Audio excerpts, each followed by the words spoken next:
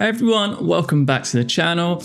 If you've just picked up the DJI Osmo Pocket 3, or you're looking to squeeze the absolute best image quality out of this little thing, then you've landed in the right place.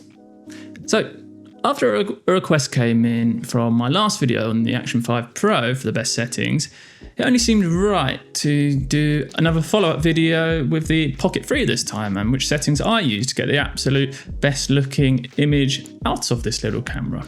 So you might just be wanting to shoot, more cinematic, that popular word again, footage out of the Pocket 3, or just take a little bit more control over the exposure. Or maybe just get the best colours, best looking colours out of the Pocket 3. Well, we're going to touch upon all of that in this video, so let's get started and dive in.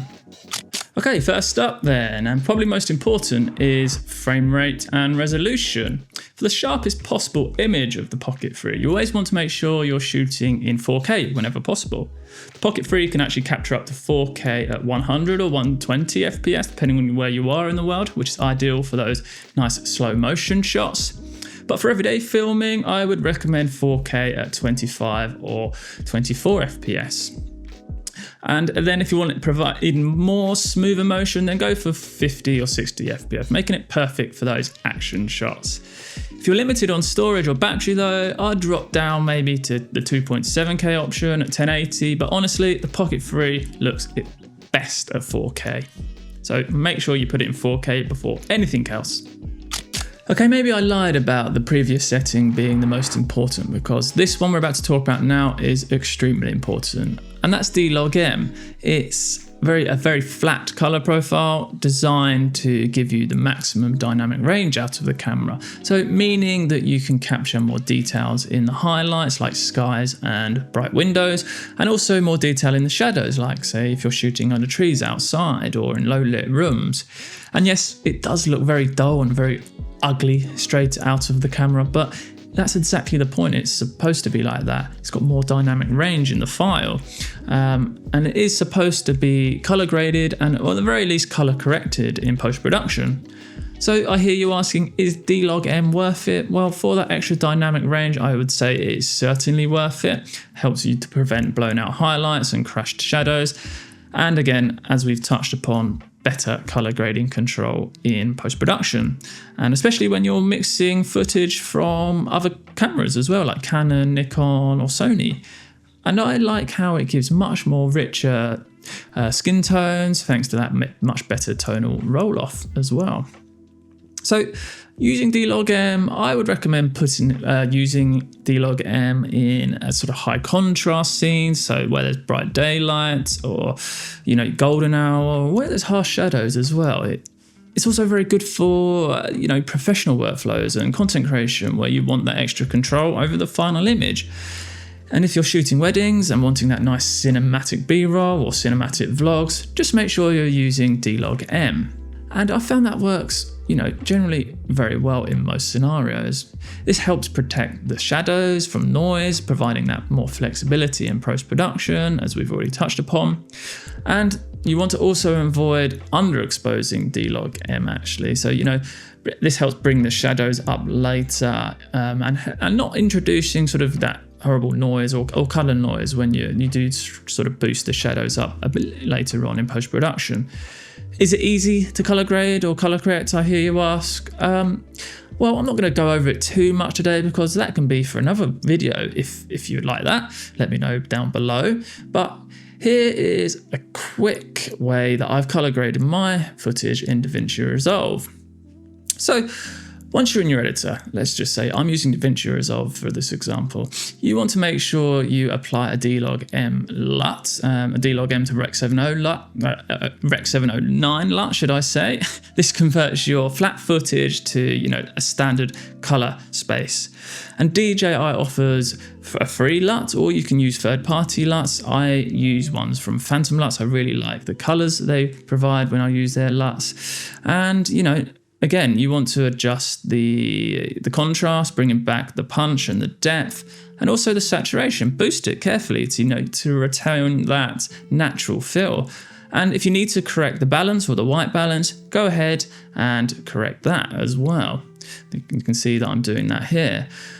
This process sounds intimidating, but once you do it a couple of times, it becomes second nature. It's a drag and drop job, really, at the end of it. So if you're serious about the content, make sure this is your default profile saved into your camera. Okay, next up is shutter speed and ND filters. So first up, make sure your pocket free is set to manual exposure in the settings as seen here. For the most cinematic look, follow the 180-degree shutter rule that we see bouncing about YouTube so much these days. So try and set your shutter to double your frame rate. So for example, at 25 FPS, try and get your shutter to 1/50. And for 50 FPS, get your shutter to 1/100, or the NTSC equivalent for you guys in America. In bright light, without an ND filter, your footage will look super overexposed in these conditions. And that's where these ND filters come in really handy. They act as sunglasses for your lens, essentially. I really enjoy using the K&F concept. They are quite affordable and they work perfectly with the Pocket 3. And they're super convenient for controlling exposure and maintaining that motion blur. You can check out my video in the description where I talk about all the best accessories that you can use with your Pocket 3. So yeah, check that one out and see what you think. So here it's very important to keep your ISO as low as possible to avoid introducing any noise into your footage. So to get the cleanest image, use ISO 100 and try not to go above ISO 800. That's when you'll start noticing grain, especially in the shadows. And when shooting in D-Log-M, it's safer to slightly overexpose your footage to protect that shadow detail and then bring it back down in editing. So of course, when you pack up after you're shooting your A-roll, you remember, oh shit, I forgot a setting to talk about. And that setting in question is actually the image adjust setting. So swipe right from the main screen, and then if you go down to the bottom left, you can see image adjust, and you'll see sharpness and a setting for noise reduction as well. Have a play around with sharpness. I tend to keep it on -1, depending on the scene, but you can play around with -2. And what that's going to do is just take off the digital edge of your footage pretty much. And noise reduction, I don't mess around with that too much. I just keep that at 0. But if you want to have less noisier images, especially in low light situations, then keep noise reduction, keep it, bop it up a bit or reduce it depending on how you want your images to look. And now on to the final setting. Let's talk about audio. The built-in mics on the Pocket 3 are extremely good. There's no doubt about it. But for that better, clearer audio, I would pick up the DJI Mic 2, which I have here in my hand, or the Mic Mini wireless systems. They will connect instantly and they have fantastic noise cancellation on both of the systems. And this will just really help take your audio to the next level. The Mic 2 and the Mic Mini attach super easily either through a clip onto your top that you're wearing or a magnet on the back. And in the Pocket 3's menu, if you go to audio settings and set it to stereo, that's going to help you get that more immersive sound as well. If you need to, you can enable noise reduction if you're in a windy environment outside, but you can also enable this with a click of the button on the mic itself as well. And importantly, checking your audio levels. You don't want them peaking, so you don't want them creeping into the red zone on your LCD screen. You just want them sort of sitting a few bars below that, so they're still hitting at sort of the top end of the green bar.